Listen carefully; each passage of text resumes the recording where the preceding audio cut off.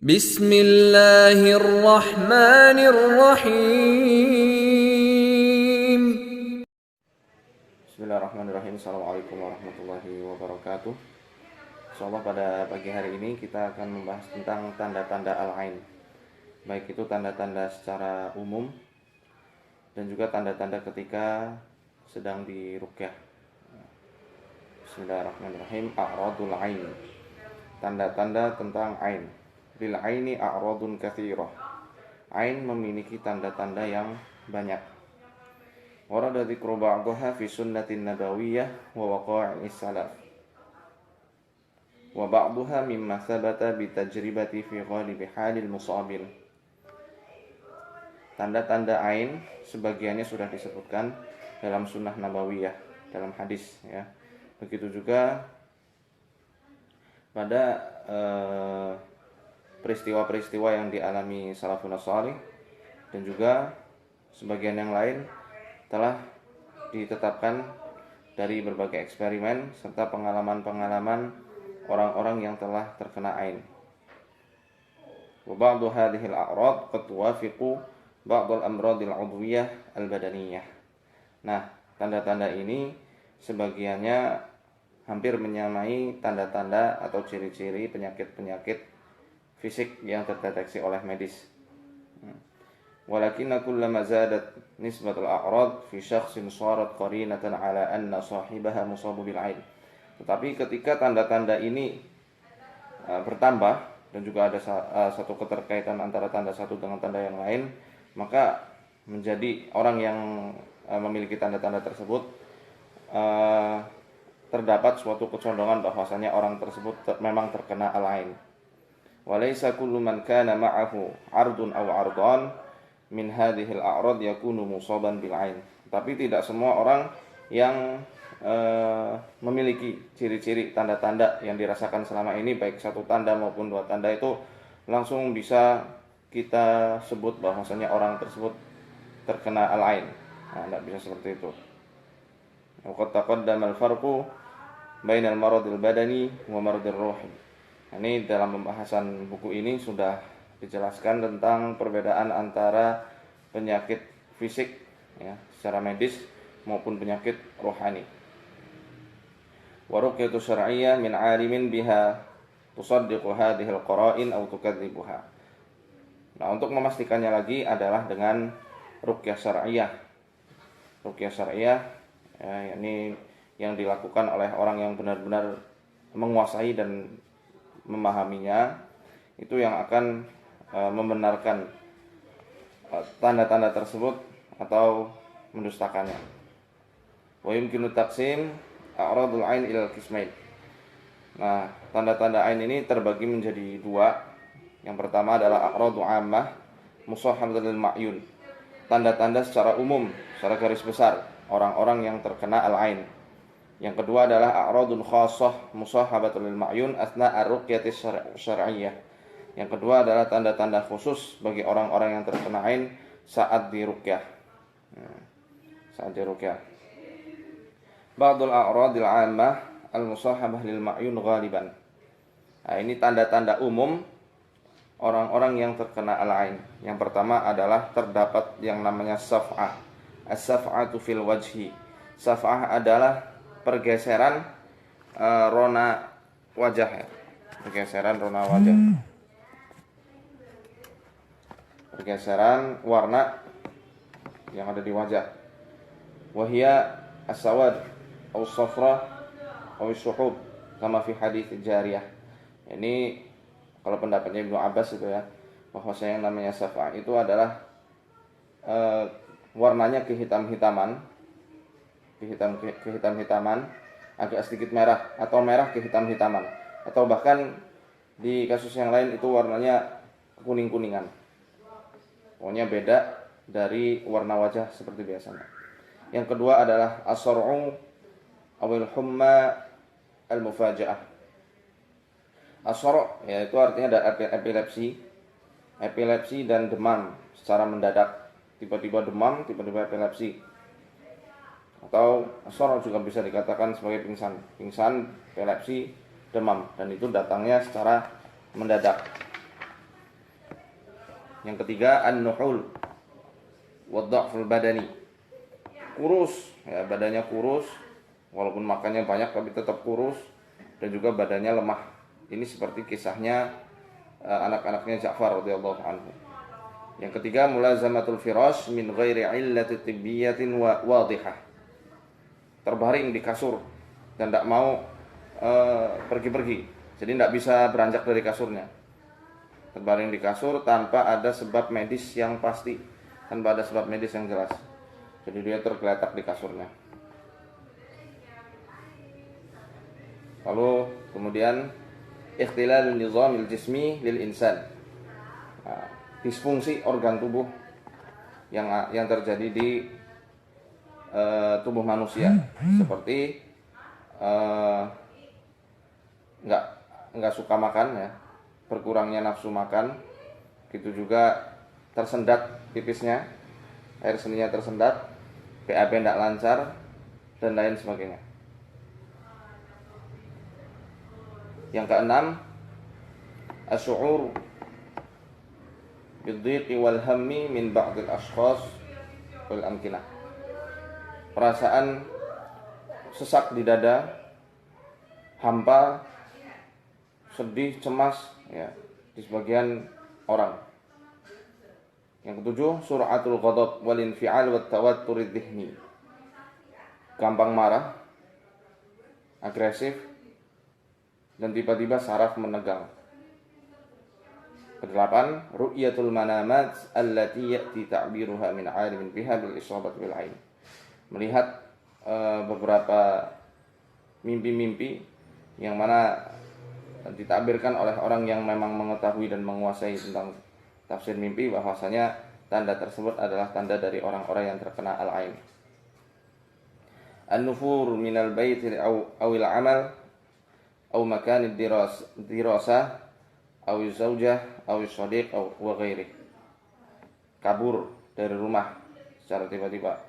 Kabur dari rumah, tidak betah dari rumahnya, kabur, ya, baik dari rumahnya, pekerjaannya, tempat dia belajar, dari istrinya atau dari temannya atau dari yang lainnya. Dhafud dzakirah wa qilatut tarkis wan nisyan. Lemah dalam hafalan, susah untuk fokus dan konsentrasi, dan juga mudah lupa. Al-araq wa adamul qudrah 'ala an-naum illa bi su'ubah. Al-araq artinya adalah insomnia. Sering insomnia dan juga susah untuk tidur kecuali dengan susah payah dia baru bisa tidur. Irtijaful atraf, bergetar di ujung-ujung badannya, ujung-ujung jari dan ujung-ujung jari tangan dan kaki. Asy'ur bil khumul wal kasal khasatan ba'dal istiqadh minan naum. Rasa lesu, letih, dan juga malas, ya, khususnya ketika baru bangun dari tidurnya. Dha'ful qudratil jinsiyah aw in'idamir rughbati fiha. Lemah syahwat dan juga enggak kepengen untuk melakukan hubungan seksual secara mendadak. Al-alam a'la adh-dhahr wa bainal katifain. Rasa nyeri yang diderita di tengkuk, ya, di antara dua pundak, bagian atas punggung dan juga di antara kedua pundak. An-nu'as 'inda qira'atil Qur'an aw 'indal mudzakarah. Selalu ngantuk ketika membaca Al-Qur'an dan juga ketika pelajaran, ketika pengajian. Ini yang sering ngantuk-ngantuk, ruqyah dirinya. Ya, ruqyah, siapa tahu ada terkena gangguan lain. Ya. Ba'dul amrad allati la ya'rifu laha tibbu sababan wadihan. Dan menderita penyakit-penyakit yang tidak bisa terdeteksi oleh medis. Ini tanda-tanda secara umum, garis besar orang-orang yang terkena al-ain, tanda-tanda umumnya. Ya. Kemudian tanda-tanda ketika diruqyah, orang-orang yang terkena ain, gimana sih tanda-tandanya? Nah, ini ada tanda-tandanya. Yang pertama, فقدان الألم أو ما كان يجد والرجوع إلى الحالة الطبيعية كما في قصة سهل bin Hunayf. Rasa sakit yang selama ini diidap langsung hilang seketika itu juga, dan juga langsung sehat, berikas, dan juga bisa bangkit dari yang tadinya tergeletak di kasur, dia langsung bisa bangkit kembali aktivitas seperti biasa. Yang kedua, asy'ur birrahah wa insyirah as-sadr. Rasa plong yang benar-benar luar biasa plong, dan juga dada yang benar-benar terbebas dari beban-bebannya selama ini. Yang ketiga, ketika diruqyah kathratut tatha'ub awin nu'as warrughbatu fin naum. Ketika diruqyah, dia itu akan banyak menguap dan juga ngantuk, kemudian pengen tidur. Nah, orang-orang yang ketika diruqyah kok kerjaannya nguap-nguap terus atau bahkan ngantuk dan pengen tidur, besar kemungkinan dia terkena al-ain, bukan sihir, bukan jin. Tapi kalau peruqyahnya ngantuk dan sering tahu gimana? Nah, mesti kita lihat dulu dia kecapean atau enggak. Kalau dalam keadaan yang fit tiba-tiba dia langsung ngantuk, itu biasanya dia terkena ain dari jin yang ada di tubuh pasiennya. Jadi hati-hati. Kalau bisa posisi duduk peruqyah atau posisi peruqyahnya jangan ada di hadapannya, di samping atau belakangnya, supaya tidak terkena efek ain yang melesat dari pandangan jin yang ada di dalam tubuh pasien.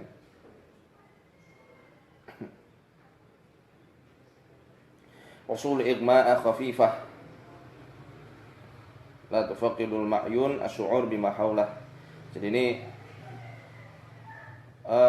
dibuat seakan-akan tidak sadar, tapi dia masih bisa merasakan apa yang ada di sekitarnya. Jadi setengah sadar, dibuat setengah sadar biasanya orang-orang yang terkena al-ain tersebut. Ar-rughbah fil buka awil buka ahyanan.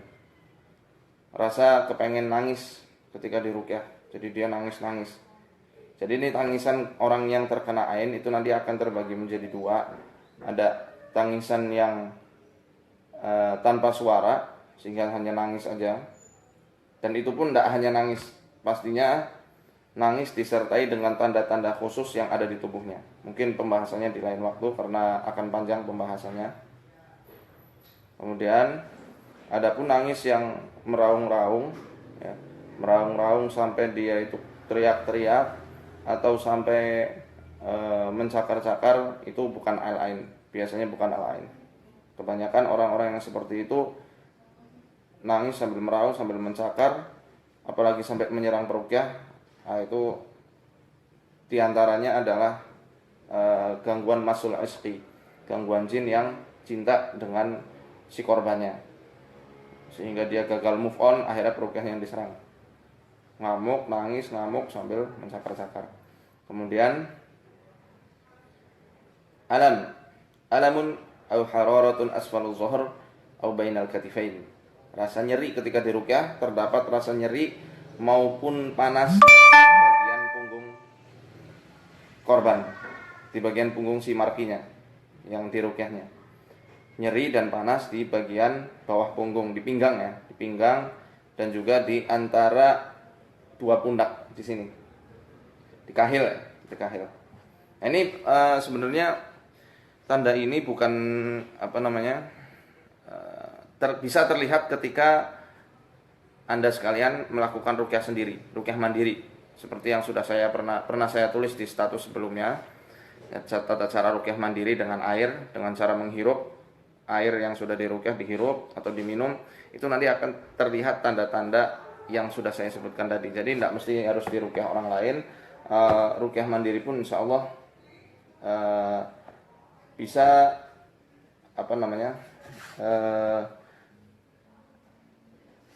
bisa memunculkan, ya, menampakkan tanda-tanda yang sudah kita sebutkan tadi. Selanjutnya, burudatun fil atraf awi syu'ur bil waghzi fiha. Rasa dingin. Nah, ini biasanya di kajian-kajian kita dan juga di pelatihan-pelatihan ruqyah syar'iyah, ketika kita adakan tata cara ruqyah mandiri, banyak dari Bapak Ibu sekalian, ya, dari peserta-peserta itu yang merasakan dingin di area ujung-ujung jari tangan maupun kaki. dingin atau seperti ada tusukan-tusukan kecil. Nah, itu bukan sihir kalau semacam itu, lebih cenderungnya adalah tanda-tanda al-ain. Ya, burudatun fil atraf awis syu'ur bil waqzi fiha. Dingin dan juga ada sedikit kayak tusukan-tusukan. Ya, kemudian ziyadatul khafqan qalb wa tawatturul a'sab. Debar jantung meningkat dan juga saraf-saraf menegang. Kalau biasanya kasus-kasus al-ain tidak ada jin yang ngomong, jadi hanya nangis, ya, hanya tangisan-tangisan aja atau muntah-muntah atau mungkin sedikit teriakan, tapi itu juga bukan teriakan dari bangsa jin, dia lebih cenderung sadar, ya. Beda sama kasus gangguan jin pada umumnya dan juga kasus sihir secara khusus itu bukan seperti itu. Lebih cenderung seperti saraf menegang, debar jantung meningkat, dingin di area-area ujung-ujung jari tangan dan kaki. Jadi reaksinya hanya seperti itu, bukan reaksi keras kebanyakan. Ar-rughbatu fit tamaddud, kepengen ngulet. Ngulet itu apa ya bahasa Indonesia yang ngulet? Ada yang tahu bahasa Indonesia yang ngulet? Nih ngulet. Kalau baru bangun tidur, tamaddud ngulet. Ya. Pengen ngulet ketika diruqyah ini, ketika diruqyah atau ketika meruqyah dengan ruqyah mandiri, dan ngulet. Tasabbubul irq wa dumu'ul ain biduni sabab, bercucuran keringat dan juga air mata tanpa sebab.